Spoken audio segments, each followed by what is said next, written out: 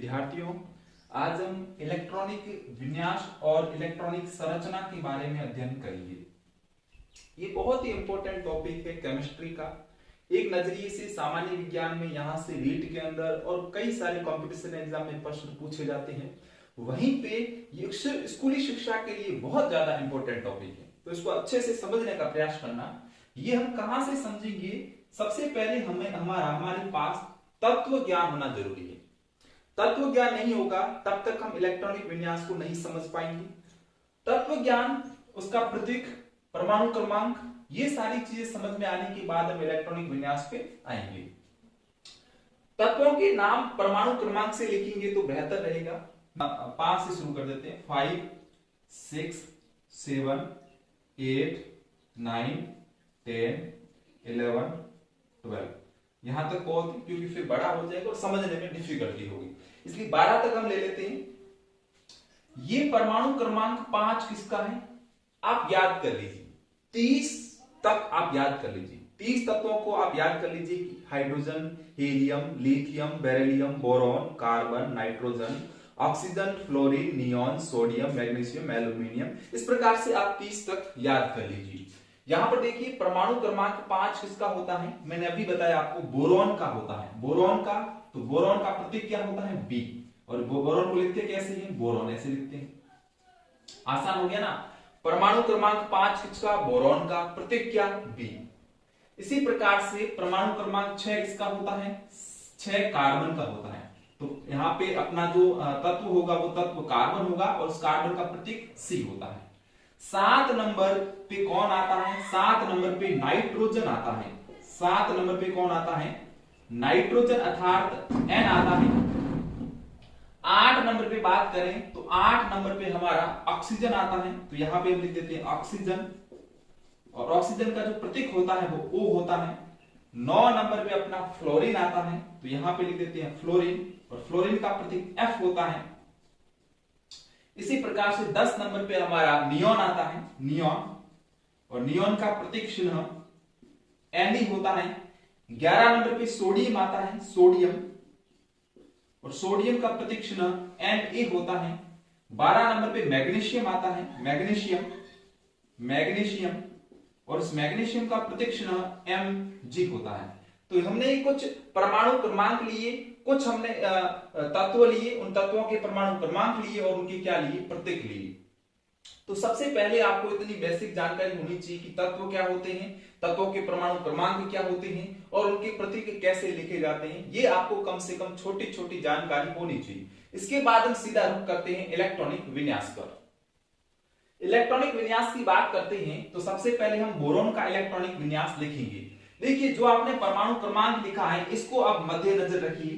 परमाणु क्रमांक आप कब याद रख पाओगे? जब आप तत्वों को याद रखोगे।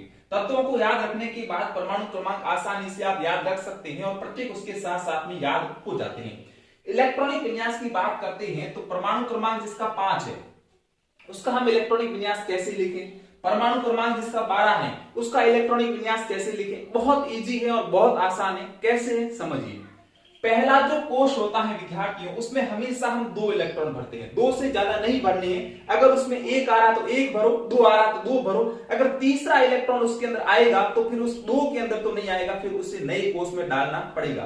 तो सबसे पहले हम डाल देते हैं 2, और 2 के बाद कितने बचे? 3 बचे। तो यहां पे हमने लिख दिया 3।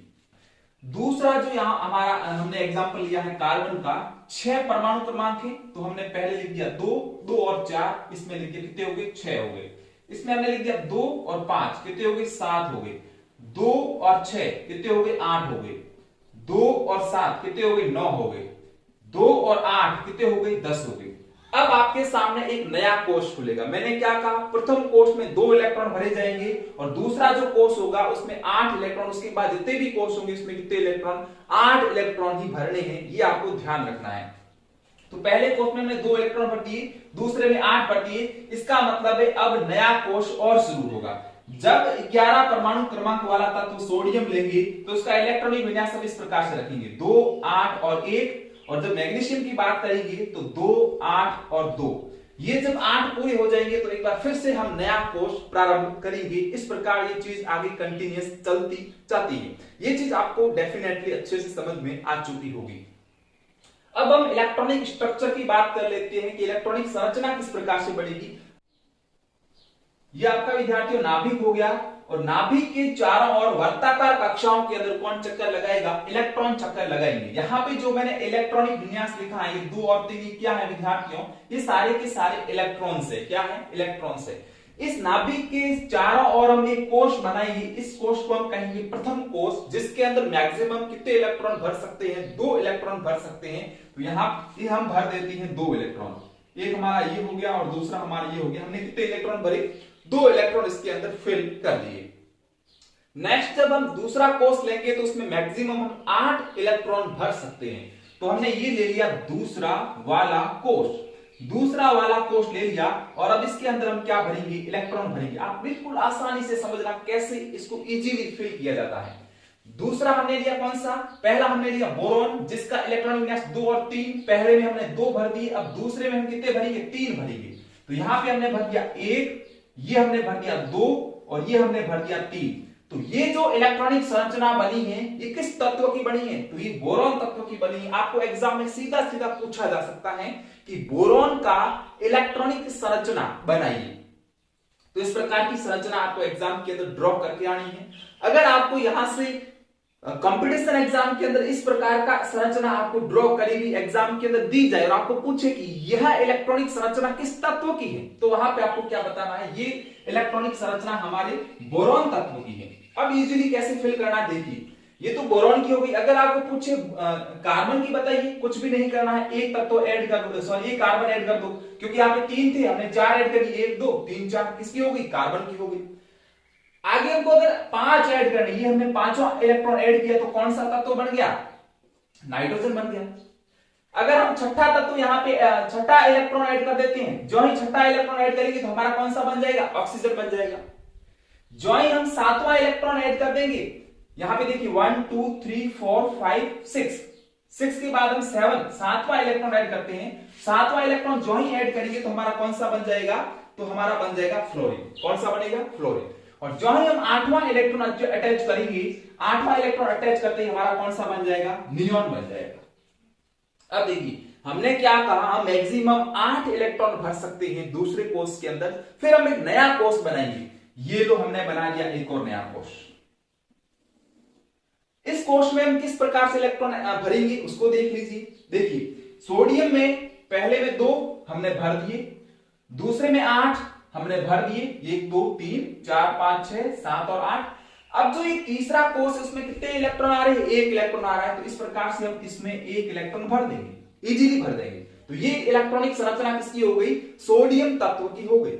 इसके बाद हमें अगर मैग्नीशियम की पूछी जाती है तो मैग्नीशियम में जो तीसरा कोष, इसमें 2 इलेक्ट्रॉन भरेंगे, एक तो भर दिया, दूसरा यहां भर दो। इस प्रकार से ये जो इलेक्ट्रॉनिक संरचना है इसकी हो गई, मैग्नीशियम की हो गई। इस प्रकार से आप सारे तत्वों की इलेक्ट्रॉनिक संरचनाएं, उसका इलेक्ट्रॉनिक विन्यास आसानी से आप रख सकते हैं।